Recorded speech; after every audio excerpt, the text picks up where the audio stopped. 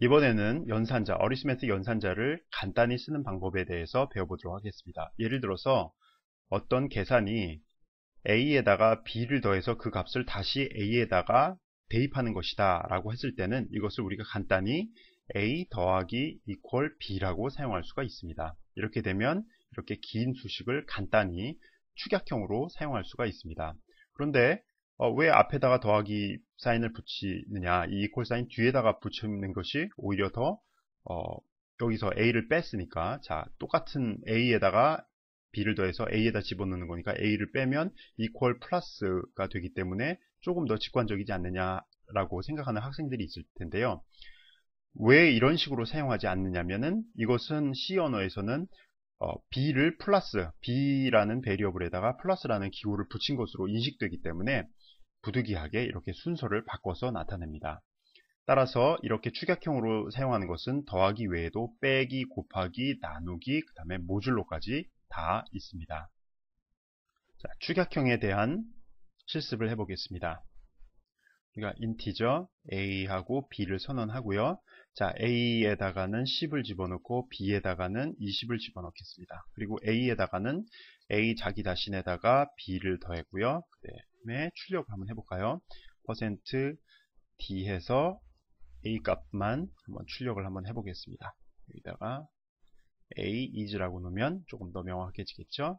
이것은 뭐 간단하게 a is 30이 되겠죠? 10에다 20을 더했으니까. 그런데 이러한 것을 우리가 간단히 축약형으로 쓰면 a 이렇게 사용할 수 있다는 겁니다. 그래서 이 수식보다는 조금 더 짧아졌죠? 또 결과는 동일하게 나오는 것을 볼 수가 있습니다.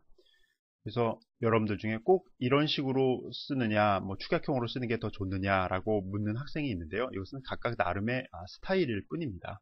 따라서 여러분들이 뭐 이런 식으로 써도 되고 이런 식으로 써도 프로그램 성능에는 전혀 차이가 없습니다. 자, 이번에는 증가 연산자에 대해서 배워보도록 하겠습니다.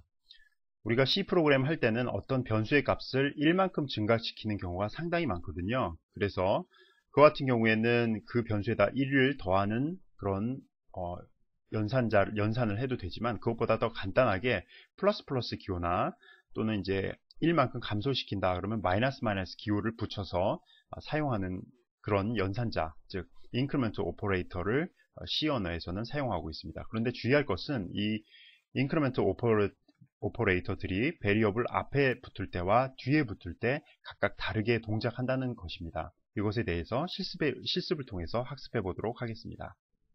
자, 인크리먼트 오퍼레이터에 대해서 한번 해보겠습니다. 인티저 a라고 하고 a에다 값을 6을 집어넣습니다.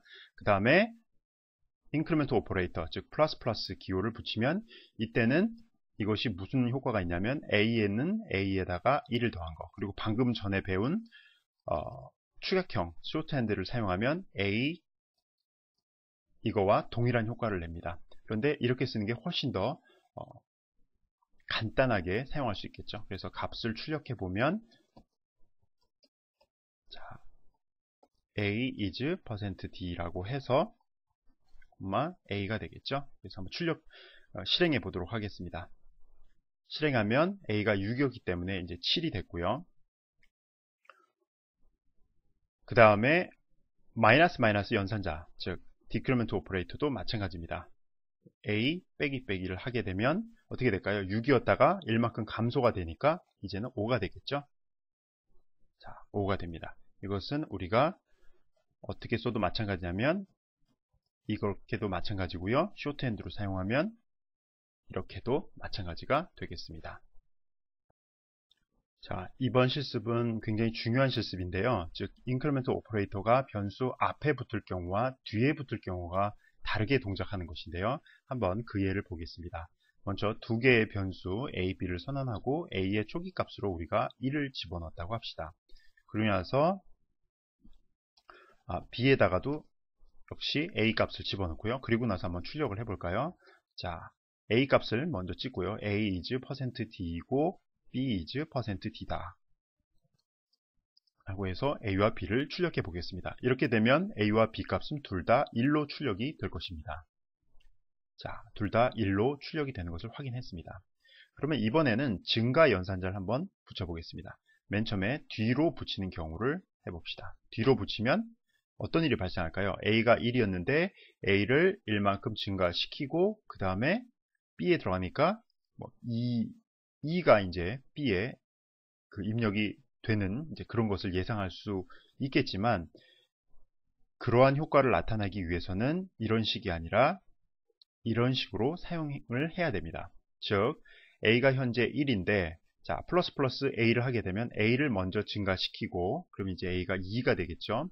그 다음에 그 증가된 값을 B에다 집어넣어서 B가 2가 되는 것입니다. 그러면 여기서 출력되는 것은 A는 여기서 증가가 됐기 때문에 2가 출력이 될 거고요. B는 그 증가된 값을 출력하는 거기 때문에 할당을 받았기 때문에 여기도 2가 나오겠죠. 한번 출력해 보겠습니다.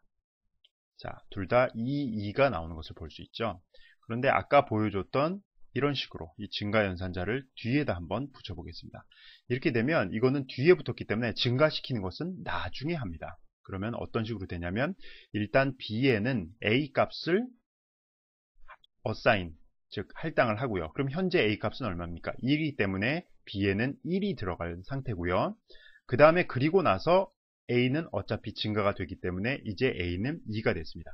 그러면 출력 결과는 A는 지금 현재 1만큼 증가했기 때문에 2가 됐고 B에는 A의 증가되기 전의 값인 1이 들어가 있기 때문에 출력 결과는 A는 2, B는 1이 출력이 될 것입니다.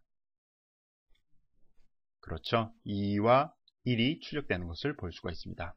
이 실습에서 여러분들이 잘 알아둬야 할 것은 이러한 증가 연산자 또는 이제 마이너스 기호 감소 연산자를 사용할 때는 앞에 붙이느냐 뒤에 붙이느냐에 따라서 그 증가의 순서가 어사이먼트, 즉 대입의 전이냐 후냐로 나눠진다는 것에 대해서 잘 기억해 두고 이해하시기 바랍니다.